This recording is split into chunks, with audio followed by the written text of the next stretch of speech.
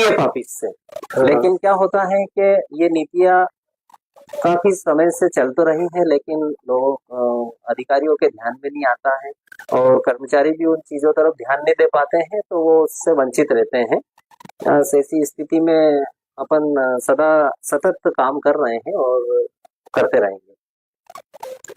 अभी आप मध्य प्रदेश की सारी परिषदों में ये मुद्दा लेकर के जा रहे हैं, तो क्या वहाँ कमियां मिली आपको? नगर परिषद या नगर पालिका, ऐसे कई जगह आप जा रहे हैं, तो कर्मचारियों के हित के लिए हुआ क्या बेनिफिट है, या उनको कोई सुविधाएं मिल रही हैं या नहीं मिल रही?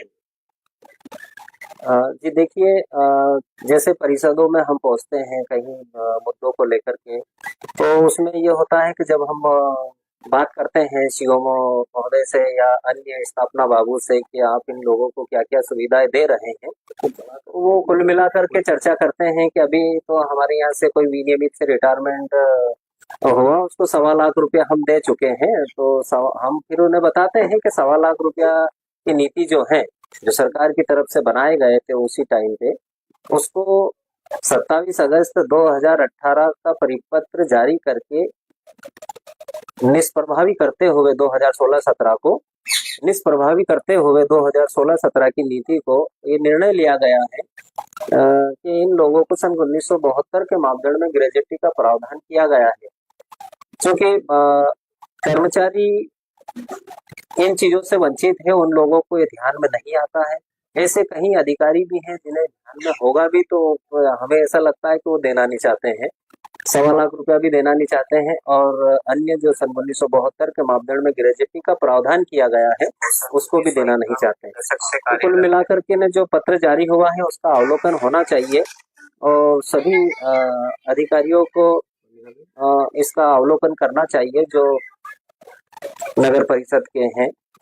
और फिर कुल मिलाकर के ना हम भी अभी 4 तारीख को एक आदेश पारित कराया गया है, उसको हम अभी कैलाश वानखेड़े जी ने साइन करके उप सचिव महोदय को दिया है, अपने प्रमोद शुक्ला जी को। उसका भी जल्द निराकरण होगा तो पूरे मध्य प्रदेश पे लागू होगा और सभी लोगों को लाभ मिलेगा। अभी आपने जो एक आदेश पारित कराया है, तो किस आधार पर और उसके क्या मायने हैं? जी देखिए, उसमें मध्य प्रदेश के समस्त विभागों में कार्यरत कर्मचारियों को इतना कुछ मिलने वाला है कि जो 2016-17 की नीति में विनियमित किए गए हो या अन्य दूसरे विभागों में उनको नियमित किया गया है। तो ऐसा हुआ है कि 2016-17 या 13 में नियुक्ति दी गई है उनको, उनका ग्रेजुएटी का जो प्रावधान है वो प्रावधान उनको निरस्तीकरण में आना गया, उसको दिया नहीं गया है। क्योंकि 2018 में जब ये आदेश पारित किया गया है तो ये बूथ लक्षी कार्य मतलब पत्र जारी किया गया है। 7 अक्टूबर 2016 माना गया है उसको, और बस उसी के बाद वाले जितने भी लोग रिटायरमेंट होंगे, जितने भी कर्मचारी रिटायरमेंट होंगे या सेवानिवृत्त होंगे या मृत्यु हो जाएगी, ऐसे कर्मचारियों को सन 1972 के मापदंड में ग्रेजुएटी का प्रावधान किया गया है, जिनको 4 लाख 5 लाख के लगभग एवं एडीएलआई बीमा जिनका ईपीएफ कट रहा हो, तो अन्यथा की स्थिति में एनपीएस काटा जाएगा तो वो नहीं मिलेगा। अच्छा, ये 16 और 17 की नीति में कर्मचारियों को विनियमित का क्या मायने हैं और इसका क्या आधार है? विनियमित का तो कोई शब्द ऐसा होना नहीं चाहिए था, लेकिन सरकार में कोई पद वगैरह नहीं होंगे, रिक्त पद नहीं होंगे, इसलिए उन्होंने बीच का रास्ता निकाल करके इन लोगों को लाभ देने की कोशिश की है। माननीय तत्कालीन मुख्यमंत्री रहे, वो तो कह रहे थे कि मैं अपनी जनता का किस तरीके से भला कर सकूं, तो उन्होंने इस तरीके से इन कर्मचारियों का भला किया है। और माननीय यशस्वी वर्तमान मुख्यमंत्री जी हैं हमारे, जब इनके भी कुछ संज्ञान में ये मामले आएंगे तो मुझे लगता है कि इनको इंदौर के जितने भी कर्मचारी हैं उनको तो परमानेंट करना अनिवार्य हो जाएगा। क्या आप मुख्यमंत्री से मांग करते हैं कि जो कर्मचारी है, सभी विभागों के कर्मचारियों की आप लड़ाई लड़ रहे हैं, कोई व्यक्तिगत आप समाज के उससे नहीं, सभी कर्मचारियों की लड़ाई लड़ रहे हैं, समझते, और सभी कर्मचारियों को नगर पालिका में आप जाकर के उनके मुद्दे को रख रहे हैं। जो वहाँ के सीओ हो, वहाँ भी आपको कई कमियां पाई गई, बहुत सारी, तो उस पे आप क्या संदेह प्रधान मुख्यमंत्री को बोलना चाहेंगे कि भाई इस पे भी गौर किया जाए और जो कर्मचारी है उनको जो उनका हक है उनको मिलना चाहिए। देखिए, कोरोना काल के टाइम से चुंगी जो आती रही है, जो क्षतिपूर्ति कहलाती है, तनख्वाह उसी में से देना रहता है। उसको बाद में क्या कर दिया गया है कि जब बिजली विभाग में बिल वगैरह की कोई दिक्कत आई होगी समस्त परिषदों में, तो आज की चुंगी जब क्षतिपूर्ति आती है, कहीं पे 6 लाख है, कहीं पे 22 लाख है, कहीं पे अन्य ऐसी है छोटी छोटी चुंगियां आती है। उसके कारण भी तनख्वाहों को लेकर के कर्मचारियों में बड़ा वो रहता है कि आज 3-3 महीने हो गए, 6-6 महीने हो गए, तनख्वाह नहीं दी जा रही है। तो माननीय मुख्यमंत्री जी के संज्ञान में जब ये मामला आएगा, तो मेरे को लगता है कि इसमें सुधार आएगा। अच्छा घोषा जी, एक और है, इंदौर 8वीं बार सफाई कर्मियों के कारण नंबर 1 आया है, तो सफाई कर्मचारियों को सम्मान मिलना चाहिए, ये एक्सप्रेस जनसेवा न्यूज भी ये कहता है। और आप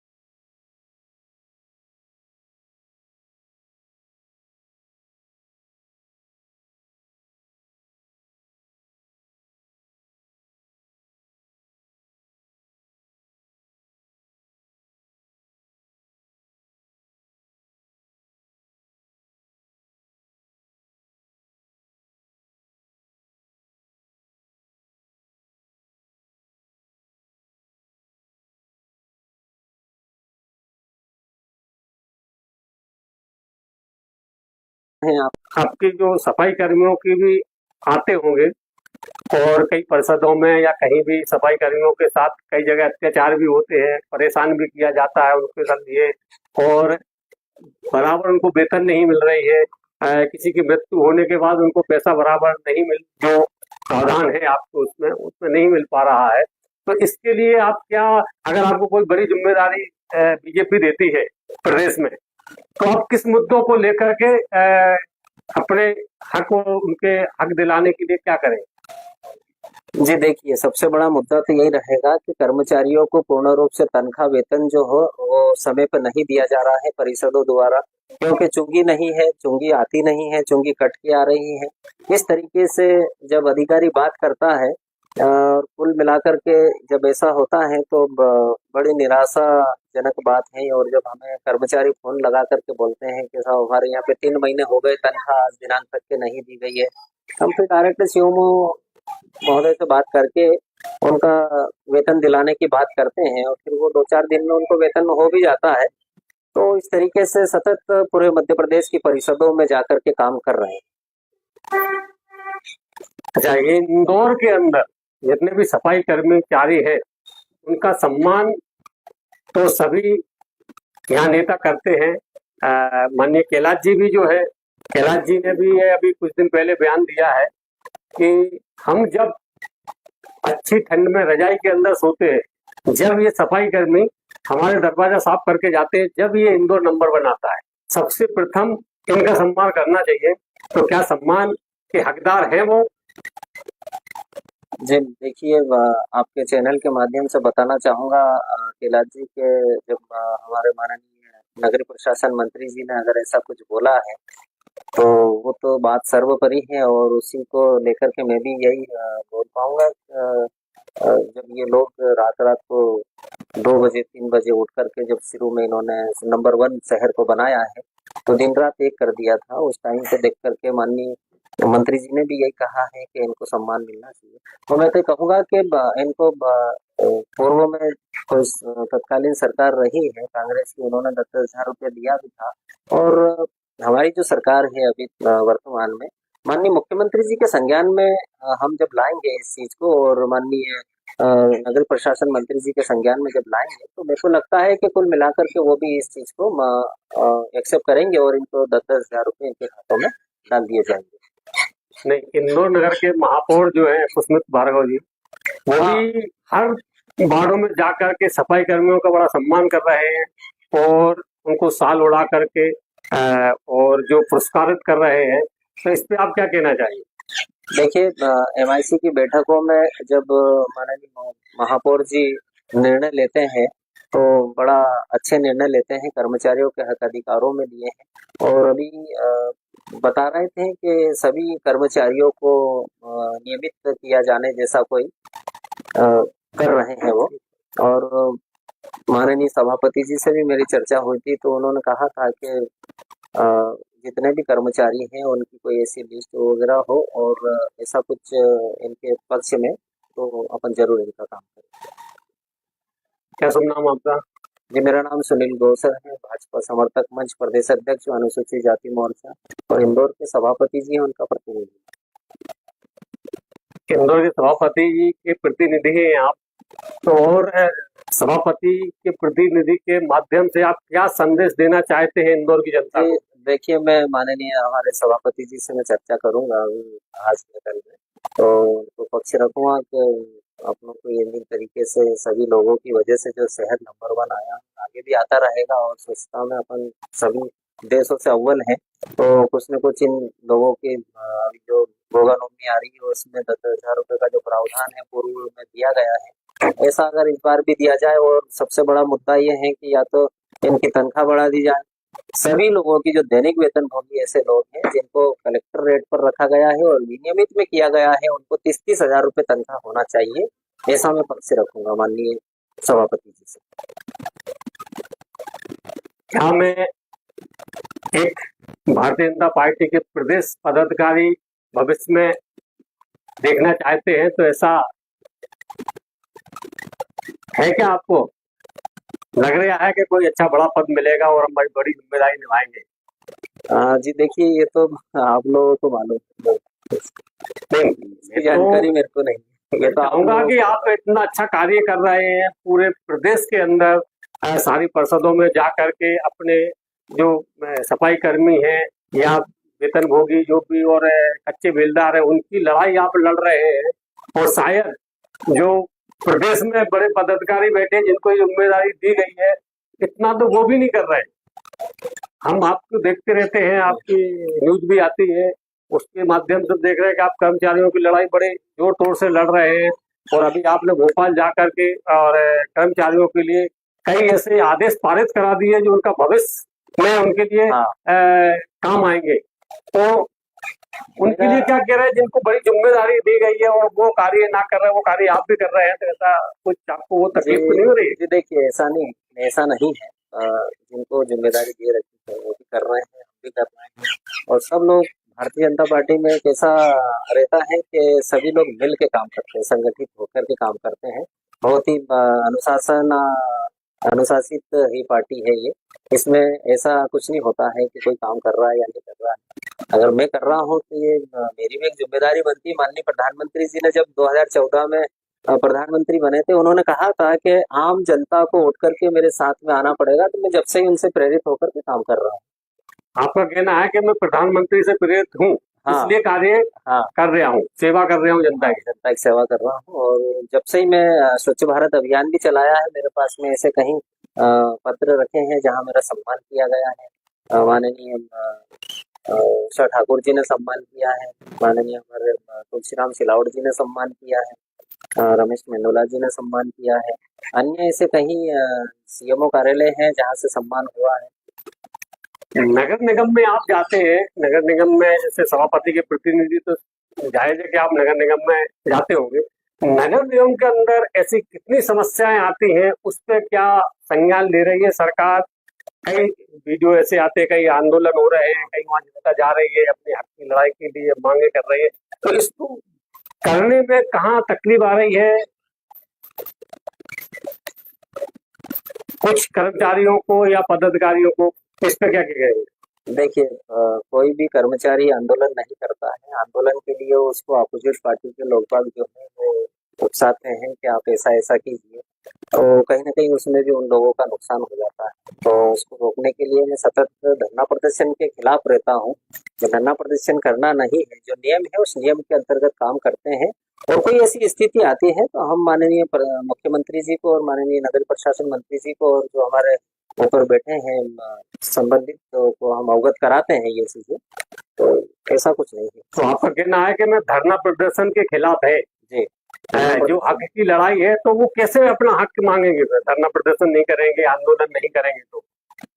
उसमें ये है कि आपको मैं बता दूं कि जब नियम बना दिया गया है, मान लिया छोटा सा एक बताता हूँ, आपको एग्जाम्पल देता हूँ मैं कि 29 सितंबर 2014 एक ऐसा पत्र बनाया गया है कि 29 सितंबर 2014 शासकीय पत्र विनियम शासकीय कर्मचारियों के लिए है जो अनुकंपा नियुक्ति के लिए है।